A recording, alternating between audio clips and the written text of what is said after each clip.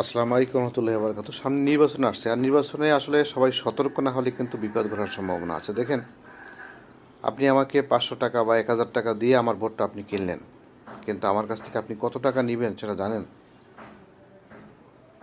এই কথাটা কিন্তু আমরা জানি না। না জানার কারণে কিন্তু আমরা কেউ 500 টাকা বা 1000 টাকা বা 5000 টাকা দিয়ে কিন্তু আমার ভোটটা কী করলাম, দিয়ে দিলাম। আপনি দেখেন, সে আমার কাছে 5000 টাকায় যদি ভোটটা নিতে পারে, সে আমার কাছ থেকে 5 লক্ষ টাকা আদায় করবে। আমি পাসপোর্ট করতে যাবো, সেখানে আমার ঘুষ দিতে হবে। আমি জমি রেজিস্ট্রেশন করতে যাবো, সেখানে ঘুষ দিতে হবে। আমি ডাক্তার দেখা যাবো, সরকারি ডাক্তার, সেখানে আমাকে অন্য জায়গায় রেফার করবে। মূলত ঘুষ আর ঘুষ এবং চাঁদাবাজ তা তো থাকবেই। আপনি বাড়িতে সুস্থভাবে বসে থাকবেন, পারবেন না। আপনার বাচ্চারা ঠিকমতো স্কুল যেতে পারবে না। মা বোনেরা ঠিকমতো অফিস আদালত কিংবা স্কুল কলেজে যেতে পারবে না। বিভিন্ন সমস্যায় পড়ো। তার মানে আমি 5000 টাকা দিয়ে তাদের কাছে বিক্রি হয়ে গেলাম। এরপর 5 বছর তারা আমাকে যা ইচ্ছে তাই করবে। এভাবে হতে দিতে সেই বাংলাদেশের যে স্বপ্নটা আসলে আমাদের যোদ্ধারা দেখিয়ে গিয়েছিল বা এখনও দেখাচ্ছে, সেই বাংলাদেশটা কিন্তু থাকবে না। তাহলে কী হলো, আমরা সেই পুরনো ফেসিবাদ এবং পুরনো সেই আমলাতন্ত্রে বা মাফিয়াতন্ত্রে কিন্তু চলে গেলাম। এখান থেকে উত্তরণ সময় হচ্ছে যে আমার নীতিতে আমি অটল থাকা। আমি কাউকে টাকা দেবও না এবং কারো টাকা আমি খাবও না।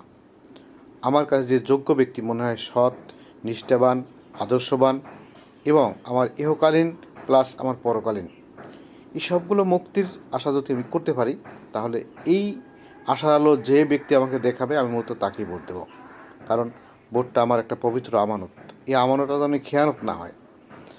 কারণ কাল কিয়ামতের দিন যেন আমি বলতে পারি যে আমি তো চেষ্টা করেছিলাম, তারা করুক বা না করুক,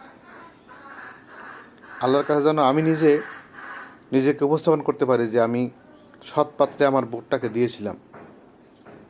তুমি আল্লাহ রহমত করো আমাকে এবং দেশকে। তাই বলবো, আসুন, আপনার ভোট আপনি দিবেন সৎ, যোগ্য এবং যে ভালো, যাকে নিয়ে মূলত আপনি স্বপ্ন দেখেন। 5,000 টাকায় বা 10,000 টাকায় বা সামান্য কিছু প্রলোভনে আপনার ভোটটা বিক্রি করে দিবেন না। তাহলে কিন্তু আপনাকে তার কয়েক গুণ শোধ করতে হবে, এটা কিন্তু মাথায় রাখতে হবে। তা না হলে কিন্তু আপনি টিকতে পারবেন না, আপনার পরিবার টিকতে পারবে না। আবার সেই ফেসিবাদ আপনার উপরে ভর করবে। ভালো থাকুন, সুস্থ থাকুন। আপনার সর্বাঙ্গীন মঙ্গল কামনা করি। দোয়া করবেন যেন ভালো কিছু করতে পারি এদেশের জন্য। আল্লাহ হাফেজ।